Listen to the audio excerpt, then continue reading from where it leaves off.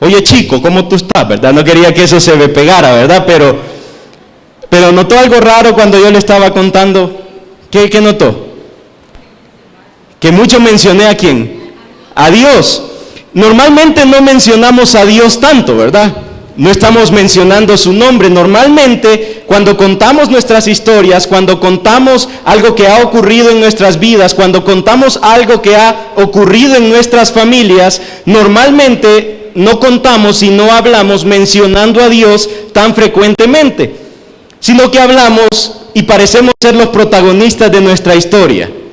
Sin embargo, el verdadero protagonista de la historia es Dios.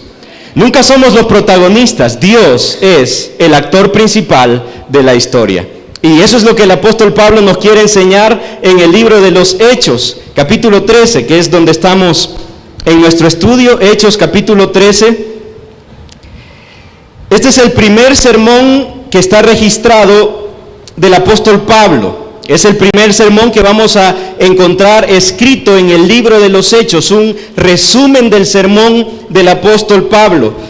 Y creo que lo que Dios quiere enseñarnos a través de este pasaje del apóstol Pablo es que Él es el actor principal de la historia.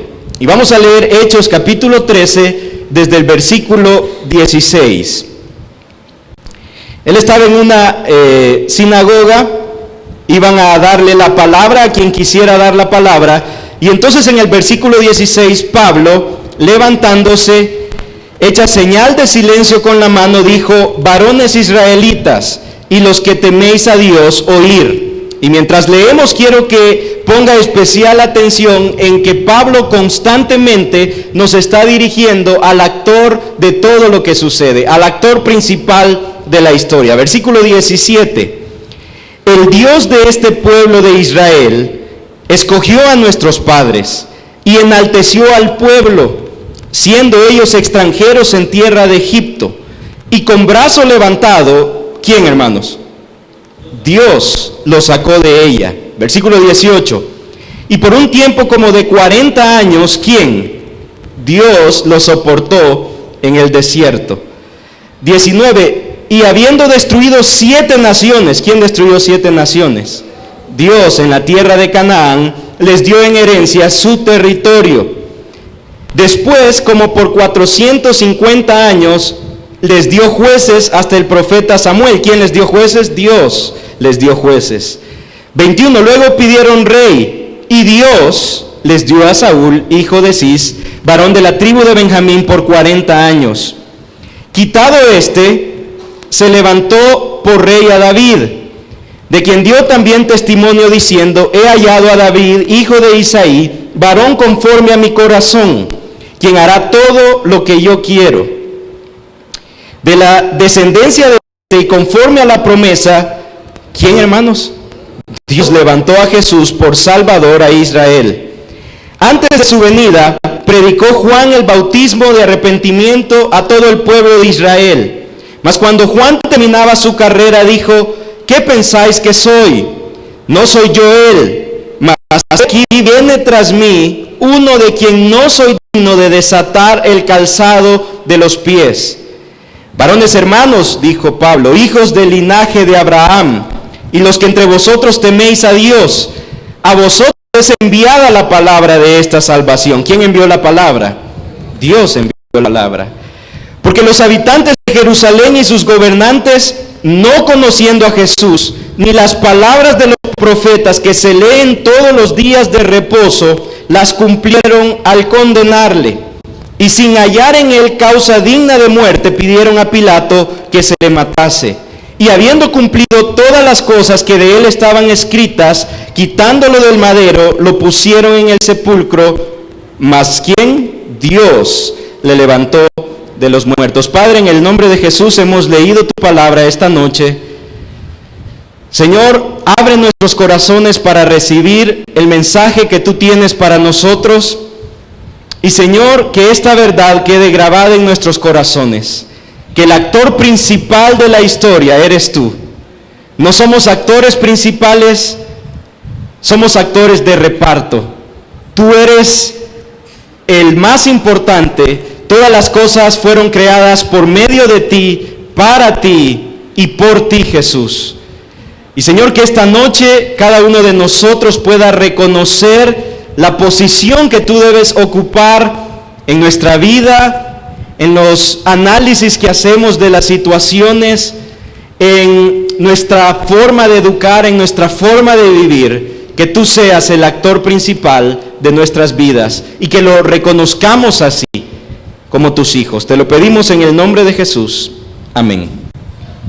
Entonces, hermanos, uno no habla mencionando tanto el sujeto como Pablo está hablando en este pasaje. Pablo está definitivamente haciendo un énfasis en quién es el autor de todo lo que acaba de ocurrir en la historia de Israel. Pablo quiere dejar en claro que es Dios el protagonista de la historia de Israel. En este primer sermón de Pablo podemos ver básicamente dos puntos que él quiere mostrarle a la gente. Él está predicando en la sinagoga, hay ahí ciertos judíos que no han reconocido a Cristo como su Salvador, y hay ahí algunos gentiles que le temen a Dios y que han acercado a la sinagoga para escuchar acerca del Dios de Israel. Y en medio de este sermón, podríamos llamarle evangelístico, Pablo en primer lugar les quiere dejar claro que toda la historia de Israel tiene un solo propósito: que Dios enviara a Jesús para la salvación de los pecados. Él está diciendo todo lo que ha ocurrido en su historia solo tiene un propósito: que Jesús fuese enviado para bendición de las naciones, para bendición de todos los pueblos. Pero en segundo lugar, Pablo nos transmite la verdad de que Dios es el actor central de la historia. Y vamos a ver ahí en la pantalla a 15 cosas que Pablo menciona, y Pablo dice, Dios las hizo. No las hizo el hombre, no las hicieron por su capacidad, no las hicieron por sus habilidades. Es Dios el actor principal de la historia. En primer lugar, Pablo comienza, y usted puede ir viendo en el texto y va a encontrar en esos pasajes, pero en primer lugar el apóstol Pablo dice, Dios escogió al pueblo.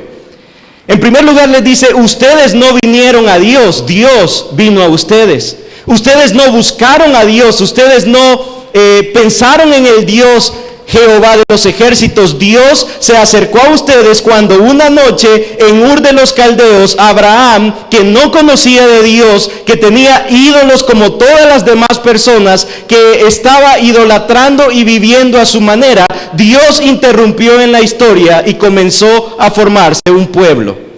En primer lugar, dice el apóstol Pablo, si hay un pueblo de Dios, es porque Dios actuó para que haya un pueblo para su nombre, no porque el pueblo haya buscado a Dios. Entonces, en primer lugar, el apóstol Pablo nos remonta a la elección del pueblo de Dios y cómo Dios comienza a formar una nación con un propósito específico.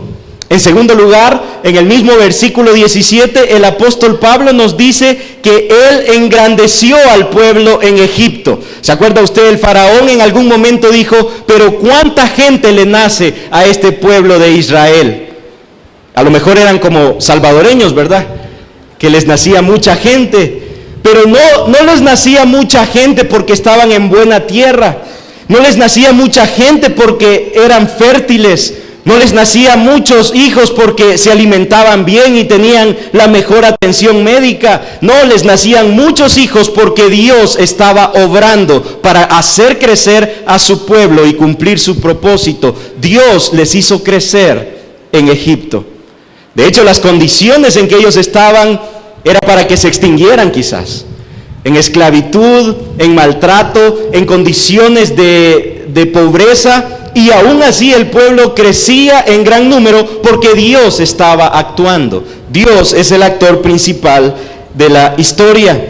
En tercer lugar, dice la Biblia que Dios sacó a su pueblo con brazo poderoso, con brazo levantado. Dios hizo una muestra de su poder sobre Faraón y sobre Egipto para que todos los pueblos le conocieran. Hay algo que me llama profundamente la atención. Cuando Israel fue llevado cautivo por Babilonia, Dios levantó a un rey que se llamaba Ciro, y dice la Biblia que Dios tocó el corazón de Ciro, ¿para qué? Para que Ciro dejara ir a su pueblo. Entonces vino el rey Ciro y dijo, señores de Israel, pueden regresar a Jerusalén, construyan su templo, adoren a su Dios. ¿Quién suavizó el corazón de Ciro? Dios. Pero cuando nos vamos al libro de Éxodo, dice que Dios endureció el corazón de Faraón. Porque lo que Dios estaba haciendo en Egipto era mostrar su poder, mostrar su gobierno sobre todas las cosas, mostrar que Él es el Rey de Reyes y Señor de Señores, y que la nación más poderosa no puede oponerse al Rey de Reyes y Señor de Señores. Dios tenía un plan. Dios pudo ablandar el corazón de Faraón. Dios pudo cambiar su corazón. Dios pudo levantar otro rey que se apiadara del pueblo. Pero Dios no lo hizo porque Él estaba dispuesto a mostrar su brazo poderoso. Dios estaba en control. En cuarto lugar, el versículo 18 dice que Dios por 40 años soportó a su pueblo en el desierto. Ahora, ¿a qué le suena a usted soportar? ¿A qué? ¿Lo mantuvo? ¿Y a qué más le suena? Mantenerlo, ese es como un así, pero también aguantarlo. Y esa palabra probablemente tiene ambos significados en el texto que Pablo está usando. En primer lugar, Dios milagrosamente llevó sobre sus hombros a Israel, proveyéndoles comida, proveyéndoles vestuario, proveyéndoles agua. Dios soportó, le dio soporte a su pueblo, cargó con su pueblo por 40 años en el desierto, porque Dios nos quiere mostrar que no importa la situación, la escasez o lo que haya alrededor de nosotros, Dios sostiene a su pueblo con su mano poderosa. Pero a la vez también es una palabra que tenía la implicación de que aguantar a un rebelde, ¿verdad? Soportar, ya no te soporto, le puede decir a alguien, ¿verdad? Ya no te aguanto. Pero Dios misericordiosamente, pacientemente soportó al pueblo por 40 años, soportó la rebeldía del pueblo, soportó la idolatría del pueblo. Dios fue paciente con el pueblo de Israel. Lo hizo Dios, dice Pablo. En quinto lugar, dice la Biblia que Dios expulsó a 7 naciones de la tierra de Canaán. ¿Sabe por qué? Porque la tierra no era de esas naciones, la tierra es de Dios. El Salmo dice, la tierra y su plenitud son de Dios, le pertenecen a Él. Y cuando Dios vio a estas naciones que estaban en esa tierra, que se volvieron idólatras, que se volvieron en su contra, que se rebelaron en su corazón contra Dios, Dios justamente los juzgó y los expulsó de la tierra, porque Dios estaba obrando. No fueron expulsados injustamente, recibieron el castigo merecido por la rebeldía que habían experimentado contra Dios. Ahora, es curioso que Pablo diga que Dios destruyó a las naciones, porque si usted va al libro de Josué, ¿quién sostenía la espada? ¿Los israelitas o Dios? ¿Quién peleaba? Los israelitas peleaban. ¿Quién marchaba alrededor de las ciudades? Los israelitas marchaban. Pero Pablo también nos está recordando lo que dice Proverbios 21:31. El caballo se alista para el día de la batalla, mas Jehová es el que da la victoria. Por muy preparados que estemos, por muy listos que estemos para enfrentar una batalla, Dios es el que da la victoria, no nuestra fuerza, no nuestra habilidad, no nuestra mente. Dios es el que da la victoria. En sexto lugar, dice que Dios le dio la tierra de Canaán como herencia a su pueblo. Como la Biblia dice que Dios le dará en herencia toda la tierra, ¿a quiénes? A los mansos, a los humildes, a su pueblo. Dios entrega una herencia y uno no puede entregar lo que no le pertenece. Una vez más, Pablo nos está diciendo, todo le pertenece a Dios. Él es el actor central. Luego de eso, número 7, Dios le dio jueces a Israel. Dios le dio jueces. Y cuando usted piensa en los jueces, estos hombres, estos líderes que se levantaban para liberar al pueblo de la esclavitud, que lideraban en batalla, usted se comienza a encontrar con una serie de personas totalmente no capacitadas para su trabajo. No, se encuentra con personas que nadie creía que pudieran llevar a cabo ese trabajo. Se encuentra con Gedeón, que a lo mejor anda escondiéndose, y Dios envía un ángel y le dice: varón esforzado y valiente, prepara un ejército que es demasiado grande, sigue sacándolo, con 300 hombres tú vas a hacer mi trabajo. Usted se encuentra con Jefté, que dice la Biblia que fue hijo de una prostituta junto a su padre. Y que también el padre de Jefté tuvo hijos con su esposa, y que Jefté creció con los hermanos, medios hermanos, y que cuando crecieron ellos lo echaron de la casa porque le dijeron: ¿sabes qué? No queremos que tengas herencia de mi padre, vete de nuestra casa. Y dice la Biblia que él se fue a hacer fechorías, a lo mejor él estaba robando, él estaba asaltando en los caminos, y de repente Dios aparece en la historia, y a este hombre en el que nadie pone ninguna esperanza, Dios lo levanta como juez de Israel, porque la historia no es de nosotros, es de Dios. En siguiente lugar dice que Dios les dio a su primer rey, Él les da al rey Saúl. Dice en el versículo 21, Israel pide un rey, Dios les concede ese rey. Y luego en el versículo 22 dice que Dios les quitó a Saúl. Daniel 2:21 dice: Él muda los tiempos y las edades, quita reyes y pone reyes. Él nos dio 20 años de uno y 10 de otro, pero Él es el que pone reyes y quita reyes.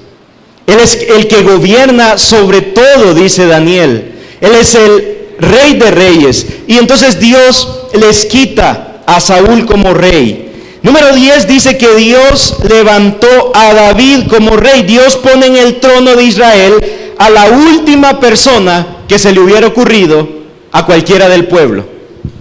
Es más, van a la casa del papá. Si alguien podría decir: mi hijo es bueno para ser rey, sería el papá. Si alguien podría defender a su hijo, ese es el papá, ¿verdad? Pero este papá empieza a mostrar a todos sus hijos, viene el desfile de hijos, terminan de pasar, y el profeta le dice: ¿será que hay otro hijo tuyo? ¿Otro hijo? Sí, porque Dios dice que no es ninguno de estos.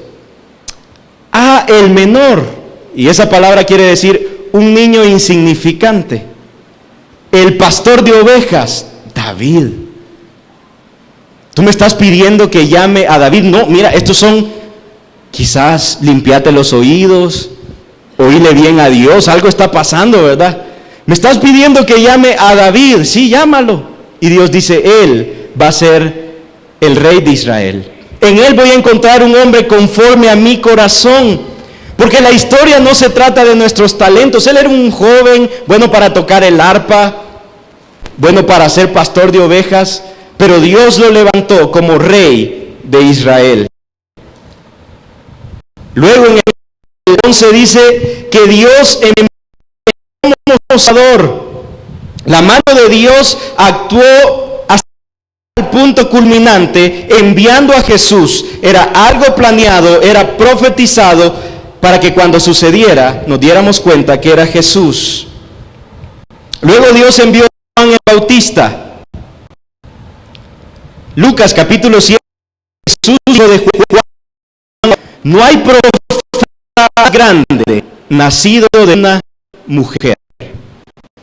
En otras palabras, cuando Juan era haya existido que jamás ha existido. En la historia Pablo nos recuerda que este hombre, el hombre más alto que jamás ha existido, ni siquiera soltarle las sandalias a Jesús, porque Él es el actor principal. No Juan el Bautista, no Jesús, Dios es el actor. Y entonces Juan el Bautista luego dice, versículo 26, que Dios envió el mensaje de salvación. Dios lo envió. ¿Se ha puesto a pensar ¿Por qué nosotros tenemos acceso al Evangelio y libertad al Evangelio? Porque Dios lo envió. Porque Dios envió el Evangelio. Porque Dios envió personas que estuvieron dispuestas a soportar las burlas, las piedras, el ataque en contra del Evangelio, pero Dios los envió. Y aún hoy Dios sigue enviando su mensaje a otras naciones, a otros lugares, y Dios sigue tomando instrumentos como Él tomó a Pablo para enviar su mensaje y ser luz a las naciones. Dios envía su mensaje, Dios envía su salvación. Pero número 12, y este es asombroso, Dios hizo que sus profecías se cumplieran. Eso dice el versículo 27. Ahora, lo más interesante de ese pasaje, léalo usted y dígame si las personas que cumplieron las profecías sabían de esas profecías y si conocían el plan de Dios. Ayúdeme usted, lea el versículo 27. ¿Quiénes eran estas personas que cumplieron la profecía de Dios? ¿Sabían de Dios? ¿Sabían de sus planes? ¿Habían entendido el plan de Dios? ¿Quiénes eran? Si alguien lo encontró, ¿quiénes eran? Dígame así. ¿Quiénes eran los de esa profecía que está ahí cumpliéndose? Eran los judíos, los gobernantes. ¿Conocían ellos el plan de Dios? No. Porque Dios cumple sus profecías, Dios cumple sus planes, aún con personas que no le conocen, aún con personas que actúan en rebeldía a Él, aún con personas que lo que querían era dañar a Jesús, destruir a Jesús, pero en todo ese odio, en toda esa maldad, en todo ese desconocimiento de Dios y su plan, ahí Dios está obrando, porque Dios es especialista en tomar todo lo malo que pueda ocurrir en nuestras vidas y tornarlo para un bien, porque todo lo que nos sucede es bueno, agradable y perfecto, porque a los que amamos a Dios todo ayuda a nuestro bien, porque Dios toma las peores circunstancias.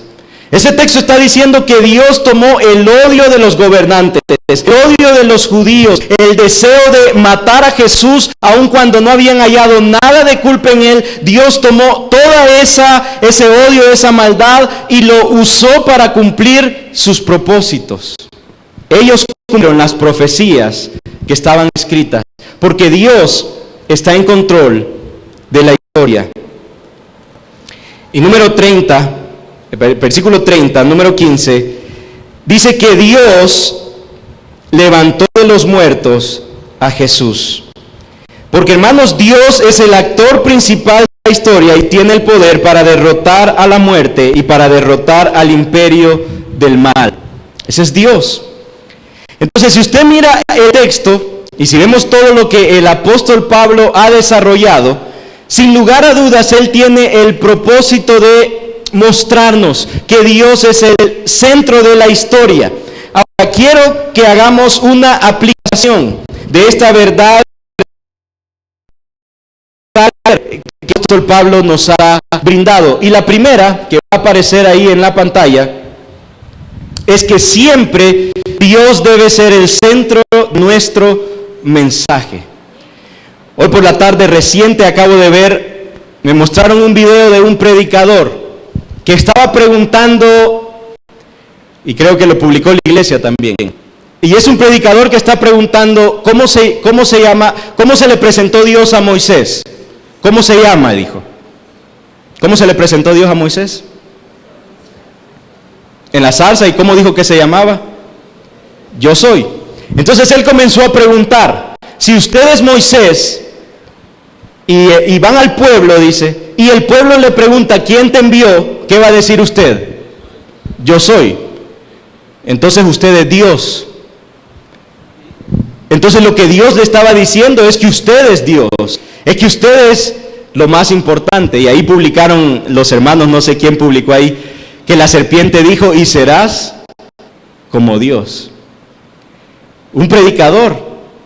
Porque, hermanos, en estos tiempos, y siempre ha sido así, el hombre es antropocéntrico, quiere decir, nos ponemos a nosotros en el centro, nos creemos lo más importante, nos creemos lo más valioso, nos creemos que el mundo gira alrededor de nosotros.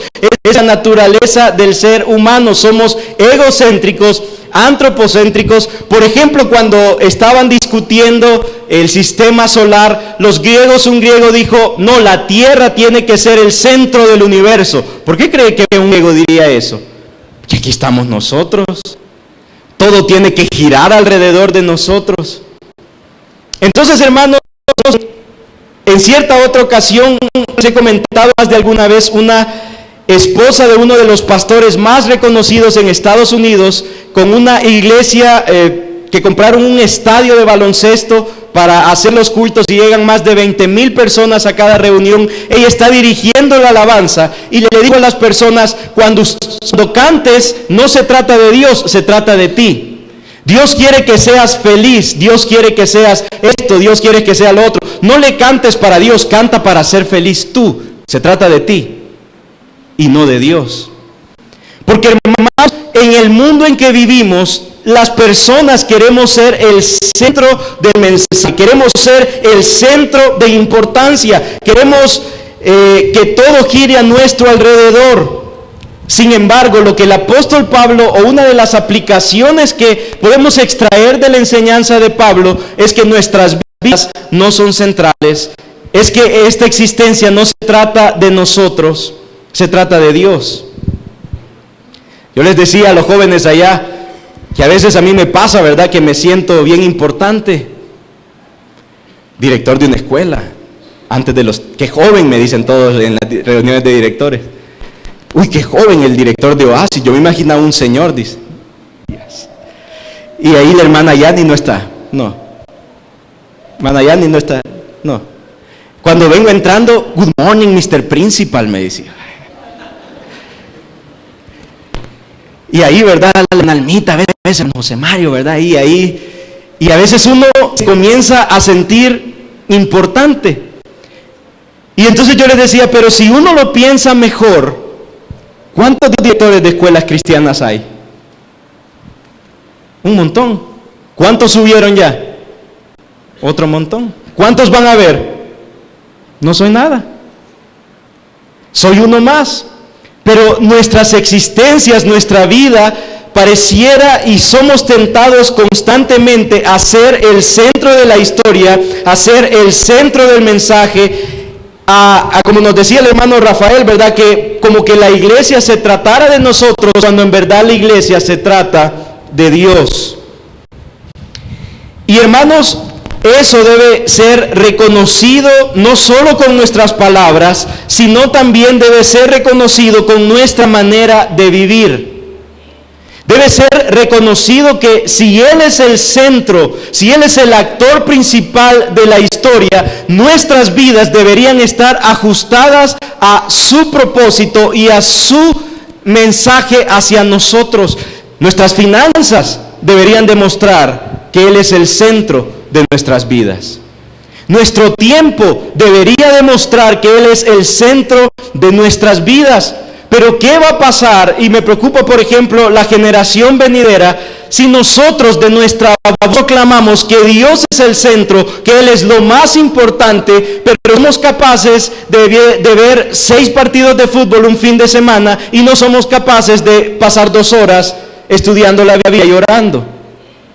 Entonces no hay una relación verdadera en quién es el centro de nuestra vida, de nuestra existencia. Si no nos congregamos fielmente, si no vivimos para Dios, entonces hay un divorcio. Si no le servimos, si no trabajamos para Él, entonces hay un divorcio. Hermanos, muchas veces el Dios predicado desde los púlpitos es un Dios pequeño que no es digno de adorar. Y el Dios que predicamos con nuestras vidas es un Dios pequeño que no se merece que nadie lo adore.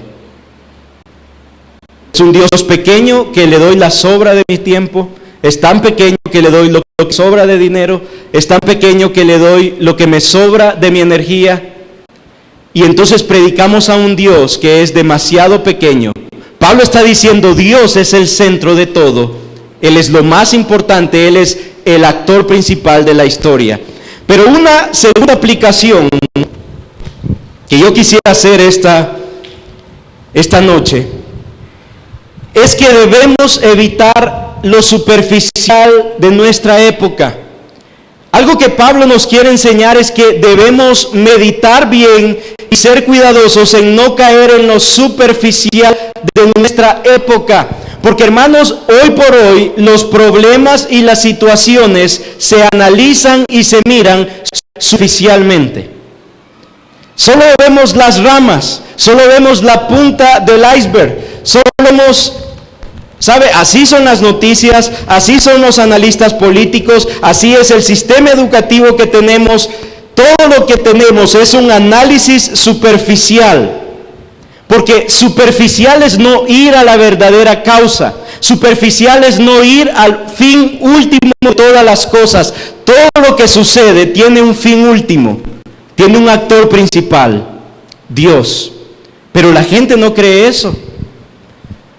Si nos vemos como ejemplo, el país. Estamos en un clima de violencia. O sea que usted viene del país violento del país más violento del mundo. Así que cuidado conmigo, ¿verdad? 20 muertos diarios en su país por violencia. Y entonces podemos comenzar a hacer un análisis por las ramas, ¿verdad? Los políticos, las leyes, la guerra civil, la falta de oportunidades, esto, lo otro. Pero no vamos al centro del asunto. ¿Quién tiene a nuestro país? ¿Quién ha permitido que nuestro país esté de esa manera? Dios. Es más, Guatemala y El Salvador son de los países con mayor porcentaje de evangélicos en el mundo. Y son dos de los países más violentos en el mundo. ¿Será que los evangélicos los mandamos más rápido para que se... ¿Por qué? ¿Por qué Dios permite que en los lugares donde hay, en teoría, más evangelio, donde hay más pueblo cristiano, donde hay más personas que proclaman su nombre, por qué son las naciones más violentas en el mundo? Una vez yo me puse a preguntar, en Uruguay 4 de cada 10 se declaran ateos, en El Salvador 4 de cada 10 se declaran evangélicos, en El Salvador se mueren 20 por violencia todos los días, en Uruguay no se muere nadie por violencia. Entonces, ¿está mejor ser ateo? Pero no analizamos y no profundizamos verdaderamente en la última causa de todas las cosas, Dios. La educación. ¿Cómo enseñamos a las futuras generaciones?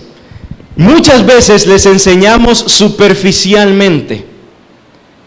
Muchas veces no les enseñamos que Dios es la causa de las matemáticas, que Dios es la causa de la ciencia, que Dios es la causa de los lenguajes, que Dios es la causa de todo lo que existe, porque Él es el Rey de Reyes, Él creó todo lo que existe y Él lo conoce. Por ejemplo, si un niño en primer grado dice, yo no quiero aprender a leer, no me importa aprender a leer ni a escribir, ¿qué le diríamos? ¿De qué me va a servir aprender a leer y a escribir? ¿Sabe qué le diríamos en la mayoría de escuelas y lugares? Le diríamos, te va a servir para que te puedas comunicar con otros, para que tengas un buen trabajo, para que puedas hacer dinero, para que puedas llevar tus cuentas, para que esto, para lo otro. ¿Sabe qué es todo eso? Superficial. ¿Saben por qué un niño tiene que aprender a leer? En primer lugar, porque Dios es el comunicador más grande de todos. Dios está interesado en comunicarse con nosotros. Y nosotros debemos aprender a comunicarnos siguiendo su imagen y semejanza. Pero en segundo lugar, Dios está interesado en que seamos buenos comunicadores, porque Él quiere que llevemos su mensaje hasta lo último de la tierra, y cada persona en su reino debe ser capaz de compartir a otros lo que Dios ha hecho en sus vidas y usar lo que Dios nos ha dado, el lenguaje, para glorificar a Dios. ¿Ve una diferencia entre las dos respuestas? Pero muchas veces nuestra educación, nuestros libros, nuestros análisis son demasiado superficiales. Estamos por las ramas. Estamos no yendo a la fuente última de todo lo que sucede. David Fisher dijo: la historia es providencial, no accidental. Nada de lo que sucede en nuestras vidas, nada de lo que sucede en nuestro país, nada de lo que sucede a nuestro alrededor, nada es un accidente. Recordamos a Job, cuyos hijos murieron en un accidente. Recordamos a Job, cuyas posesiones se perdieron en una desgracia, pero eso no fue accidental, fue providencial. Dios estaba permitiendo que eso pasara. Dios tenía un propósito. Dios iba a restaurar a Job, pero Dios iba a tratar algo en la vida de Job y nos iba a dejar una enseñanza a todos nosotros. Nada de lo que ocurre en la historia es providencial, es accidental. Un historiador dijo: la historia escrita correctamente es el registro de la providencia de Dios. Si alguien va a escribir la historia, si alguien va a escribir lo que está pasando en el mundo, debe escribir con Dios en su mente. Porque Dios es la última causa de todo, porque la providencia de Dios está sobre nosotros.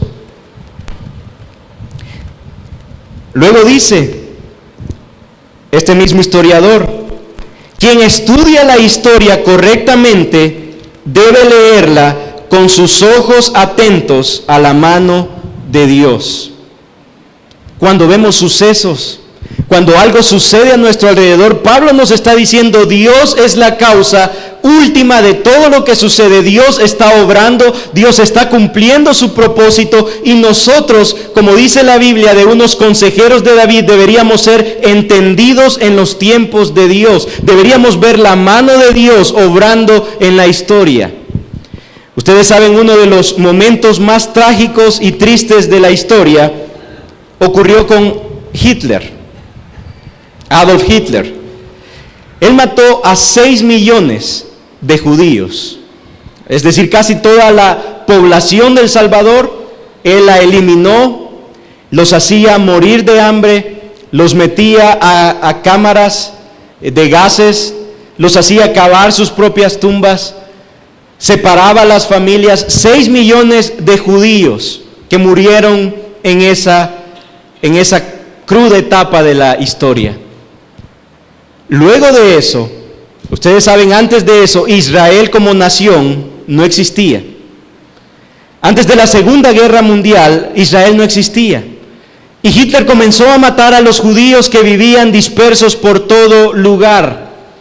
Después de la guerra, y una vez que se restableció el orden, los israelitas tuvieron el deseo de volver a formar su nación. Y comenzaron a emigrar, y comenzaron a buscar, y comenzaron a gestionar que la tierra les fuera entregada.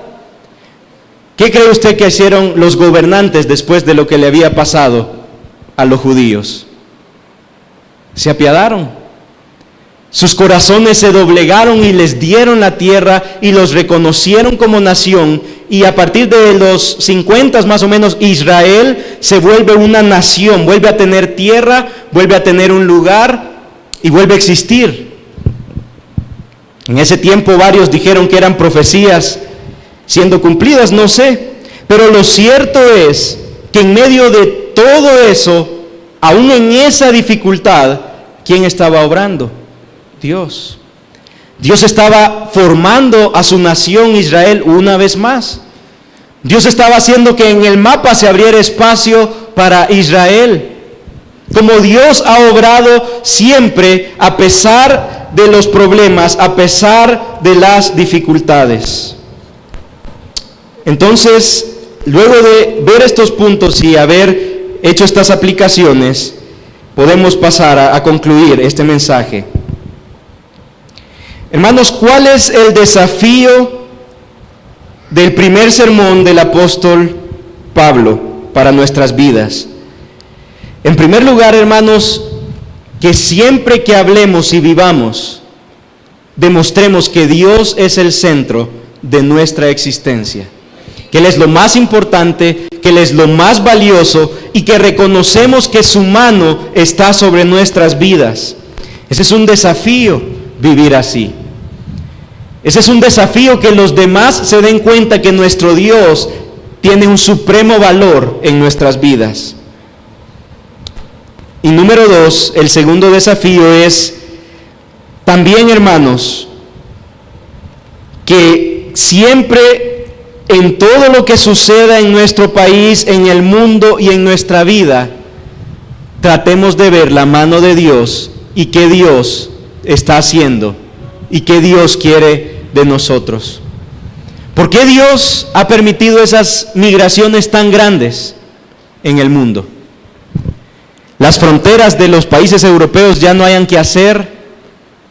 No sé cuántos vieron una reportera que la echaron de su trabajo porque pateó a unos inmigrantes cuando ellos trataban de correr y entrar a la frontera. Hay miles de personas que están huyendo de sus países y están buscando refugio en Europa. ¿Por qué Dios está permitiendo que eso suceda? ¿Qué espera Dios? ¿Cómo espera Dios que su pueblo reaccione? ¿Por qué Dios está permitiendo que nuestro país esté sufriendo tanto dolor, tanto derramamiento de sangre? ¿Por qué parecería ser que Dios nos ha dado la espalda? ¿O no parece ser así? Como que Dios no nos escuchara. Porque en todas las iglesias hacen reuniones para que Dios sane nuestra tierra, pero ¿por qué no la sana? ¿No tiene el poder? Sí lo tiene, nos acaba de recordar el apóstol Pablo. ¿Pero qué está pasando? Debemos ser entendidos en los tiempos y en nuestro análisis y en la manera que veamos el mundo. Debemos ver la mano de Dios y debemos ver a Dios obrando en nuestras vidas, en nuestras familias, en nuestra nación y en el mundo. ¿Y cómo nosotros podemos reaccionar a lo que está pasando? Y termino con una anécdota que me contaron allá en Dominicana. El embajador estadounidense en Dominicana, él está casado con otro hombre. Él es homosexual, está casado con otro hombre, son dos hombres. Y él llegó a una escuela que se llamaba Santiago Christian School, fíjese, Escuela Cristiana de Santiago, que es una comunidad americana que vive ahí.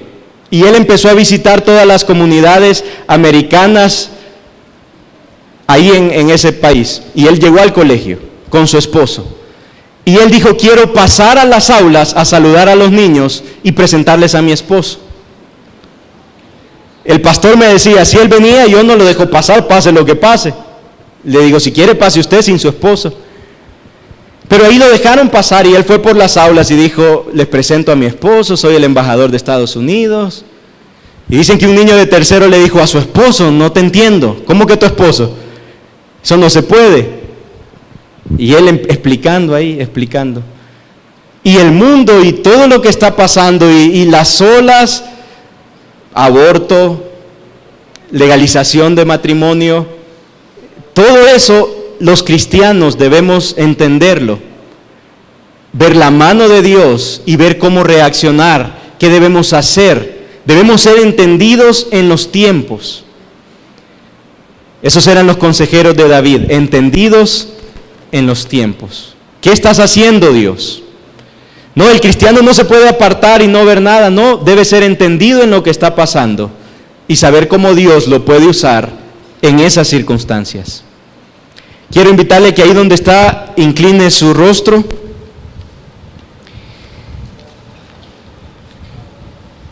y que personalmente usted pueda decirle al Señor: Señor, ayúdame a aplicar esta verdad en mi vida, que tú puedas ser en verdad lo más importante de mi vida, que tú puedas ser el centro de mi existencia, el centro de todo lo que hago, para que otros puedan conocer que tú eres el Rey de Reyes y Señor de Señores, para que otros puedan reconocer que tú eres digno de ser alabado, que otros puedan reconocer que tú eres un Dios poderoso. Y Señor, ayúdame también a poder ver tu mano. Ayúdame a poder ver que tú siempre estás obrando, que tú estás actuando a través de todo lo que está sucediendo en nuestras vidas, que tú eres la última causa de todo lo que ocurre. Señor, ni 2 pajarillos caen al suelo si tú no lo permites. Y Señor, todo lo que está sucediendo a nuestro alrededor, lo que está sucediendo en nuestro país, lo que está sucediendo en nuestras familias, Señor, no está ocurriendo por accidente, no está ocurriendo por casualidad, está ocurriendo porque en tu providencia, en tu soberanía, en el control que tú tienes, porque tú estás en el trono, tú has permitido que esto esté sucediendo. Ayúdanos a ser entendidos y a saber cómo actuar en este tiempo y en este momento que tú nos estás permitiendo vivir.